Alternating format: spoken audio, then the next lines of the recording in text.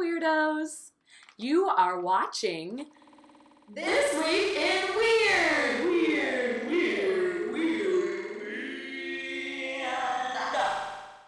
and this is the video version of the podcast Keep It Weird. Yes. Podcast for all things strange, unusual, creepy, all the things. Mhm. You know the drill. I'm Ashley.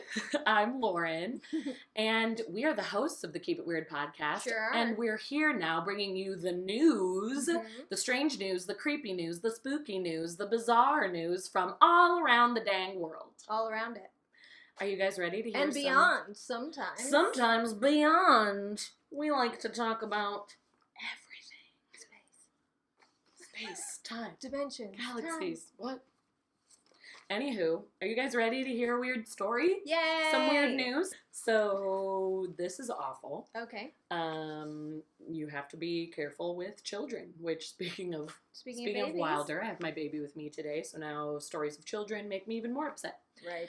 The family of a 15-year-old Kansas boy is finally breathing a sigh of relief after they had to remove a 10-inch knife from his brain. Yep. Eli Gregg was playing on Saturday with some other kids when his mother heard him screaming loudly from outside their home, a scream she has never heard before, says she will never forget it as long as she lives. No. She at first was stopped in her tracks and thought, okay, maybe it's just horseplay, but then the scream continued and she was like, nope. So she ran outside. Broke a bone. As she was running to the outside, Eli was running back to the door. There was blood everywhere and there was a piece of metal sticking out of his face. Apparently, Eli was handling the knife when he fell and it went through his skull and the tip of the blade stopped right before his carotid artery, like a centimeter away, which like if you hit that artery, it's like you do not stand a chance, pretty much. Yeah, that's like your femoral. Yeah, so it was bad. It had luckily stopped, so he was still alive. He was able to run to his mother and ask for help.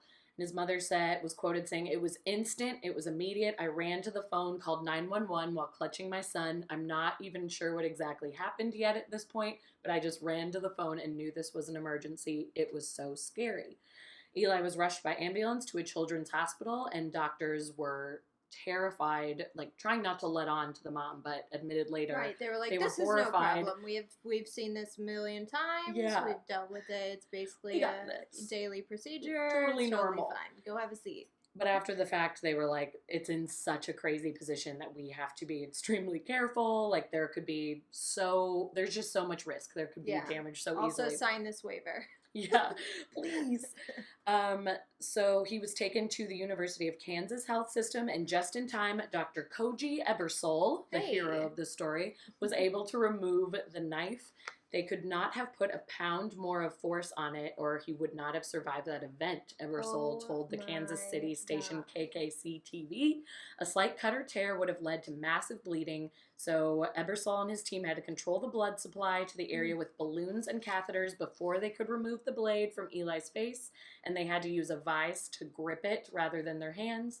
And they were able to safely pull it out. And Eli is said to make a full recovery. He's still in the hospital right now, I believe, because there's still some... Because he got stabbed in the head?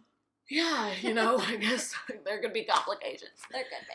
So he's still going through some things, but he's going to be just fine. And he says he never wants to go near a sharp object ever again. Did they say what happened? Did he stab himself? Was he stabbed by a friend? It said that he fell onto it, which, like, I think he had it in his hand, like, tripped, and it went in. That's what it sounds like. Run with scissors. Yeah, don't run with scissors, don't run with knives, don't run with anything sharp. He was also able to know better. Like I said, it's a terrifying story because it's about kids. You think this was like an 8-year-old, 9-year-old boy. He was 15, so he knew better.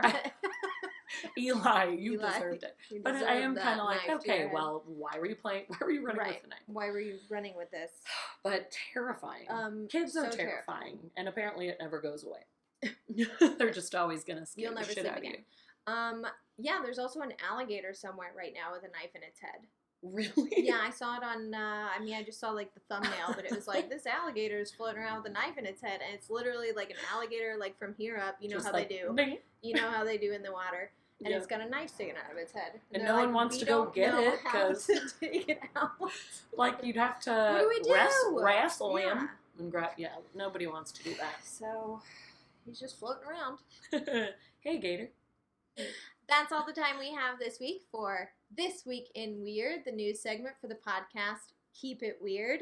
Make sure that you subscribe to our channel and like this video if you want to be the first to know when a new video comes out.